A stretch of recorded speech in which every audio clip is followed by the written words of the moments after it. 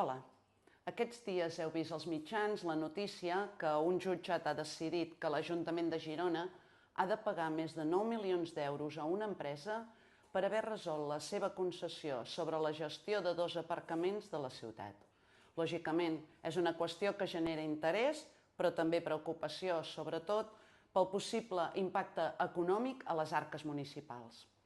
A més, hi ha qui intenta atribuir-ho a l'actual govern i això no és correcte.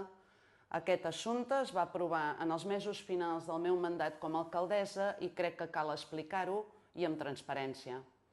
També us he de dir que el que m'empesa a fer aquest vídeo no és només retre comptes, sinó evitar que s'instal·li entre la ciutadania una idea molt perillosa, la de que els responsables públics no detecten les irregularitats i que si ho fan callen i miren cap a una altra banda.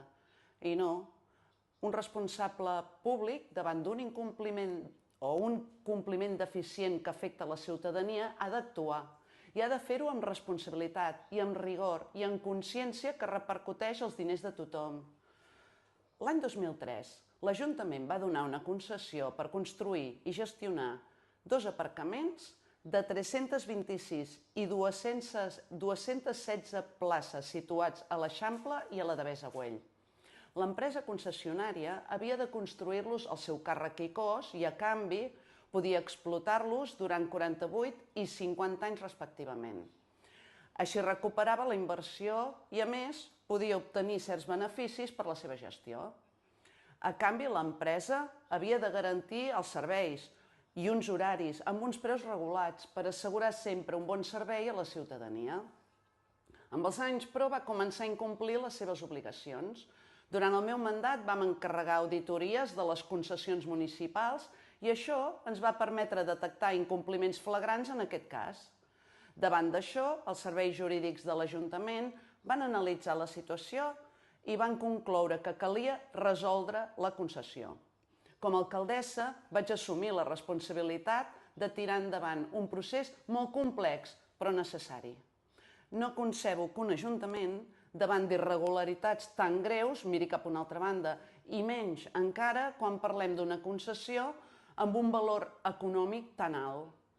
De fet, la pregunta que em faig és què hauria opinat la ciutadania si l'Ajuntament hagués permès que una empresa, pel seu propi benefici, incomplís el que estava obligada a fer davant l'Ajuntament. Després de molts mesos de treball i anàlisi jurídica, vam portar la proposta al ple. Tots els grups municipals, des dels que governen fins als de l'oposició, CUP, PSC, Ciutadans i PP, van votar-hi a favor. És a dir, que la decisió de resoldre la concessió va ser unànime. Aquesta resolució era validada judicialment, per tant, aquest punt no està en discussió. 542 places d'aparcaments situades en 2 zones molt tensionades de la ciutat de Girona van passar a disposició de l'Ajuntament sense cap cost per la ciutat. A partir d'aquí, l'empresa concessionària va iniciar una batalla judicial. Com és lògic, actua defensant els seus interessos particulars, no pas el bé comú ni l'interès general. Tot i haver incomplert, reclama que se'l compensi per la construcció inicial dels aparcaments, i això és exactament el que s'està ara discutint. En primera instància, el jutjat ha fixat una indemnització de més de 9 milions d'euros, però l'Ajuntament ha presentat recurs d'apel·lació. Segons els serveis jurídics municipals i diversos experts que hem consultat, aquesta sentència no és congruent amb la sentència de tribunals superiors i per això confiem que acabarà sent revisada.